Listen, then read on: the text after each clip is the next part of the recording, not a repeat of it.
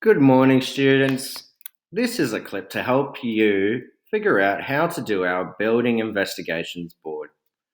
And will also tell you how to identify the top view, the side view, and the front views of our objects that we will create.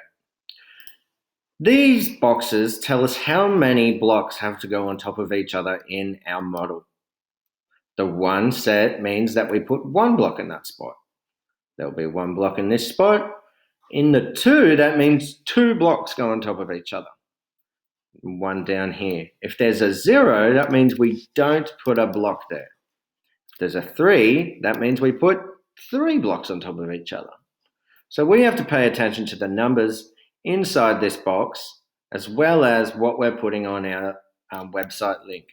So I'm going to memorize how many we have to do in our first column. So I've got one block, 2 blocks, 1 block.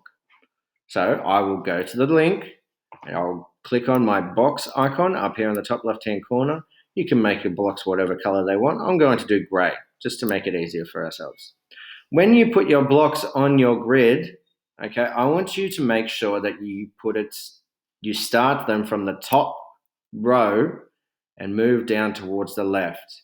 Okay, that makes it easier for us to see our representation of our 3D object.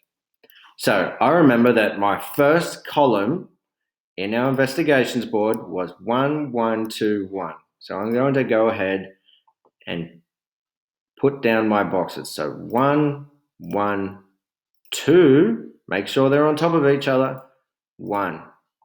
Okay, to check that they are on top of each other, you can click this icon here and just click the arrows on this heading here, X-axis rotation. Click it 4 times and it'll bring you back to this normal spot we've been doing it on. So 1, 2, 3, 4. I could easily see that they were all on top of each other, the 2. So I'm going to go back to my investigations board, see how many there is in the second column. It's 0, 1, 1, 0. So I'll go back to my link. I've got 0 in the first one, so I'm going to move along to the second row. 1, 1, 0. I'm not going to put a block there. Now, go back to my investigations board, look at the third column. I've got 2, 0, 1, 0. So that means 2 in the front one. Make sure you put it on top of each other. 2, 0, 1, 0. So I'm not going to put 1 there. Now, because there's 2 on top of each other here, I'm going to check again by clicking this X-axis rotation heading 4 times. 1, 2, 3, 4. I can see that they're all on top of each other, these 2 and these 2. Now, for my last row, I'm going to click on the box icon again. I'm going to go back to my investigations board. I can see my last column has 3, 1, 2, 1. So 3 cubes on top of each other and 2 cubes on top of each other in this one. So I'm going to look here and go 1, 2, 3.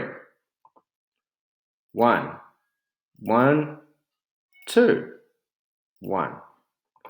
Now, that's all our columns done. So remember, let's look at it just to see if all our cubes are on top of each other. They are.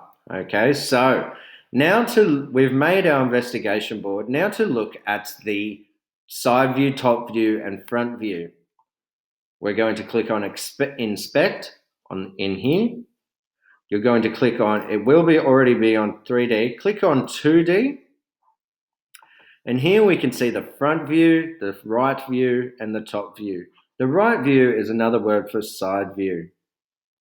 So you can see on the map view down here that we have our layouts like we did on our investigations board. If there is a white square, that means it's 0. So I can see that I have made my board correctly. I want you to now write down copy down the front view, the top view, and the right view of whatever objects you make. Good luck, students.